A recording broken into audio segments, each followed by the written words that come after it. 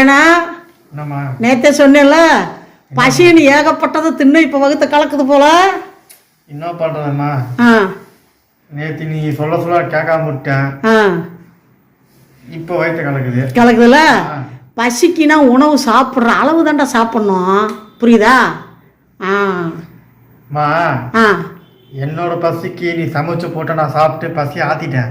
ஆமாம், எல்லாரும் பசிக்கு அவங்க வீட்டில் இருக்கிறவங்களுக்கு சமைச்சு போடுவாங்க, பசி ஆற்றிடுவாங்க. இது என்ன இப்போ பெரிய விஷயம்?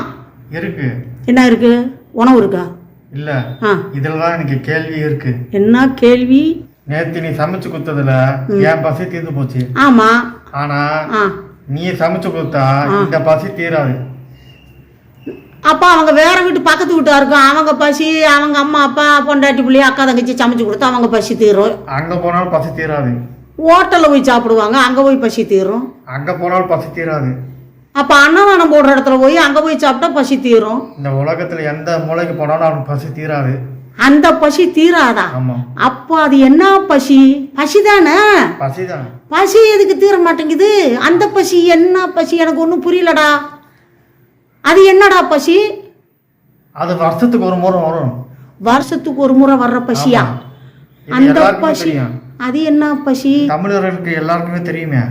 தமிழர்களுக்கு தெரியுமா? அது என்ன பசி? எனக்கு ஒன்றும் புரியலையாடா.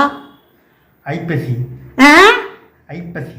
இதுவும் மொக்க காமெடி இல்லை, நல்லாதான் இருக்கு.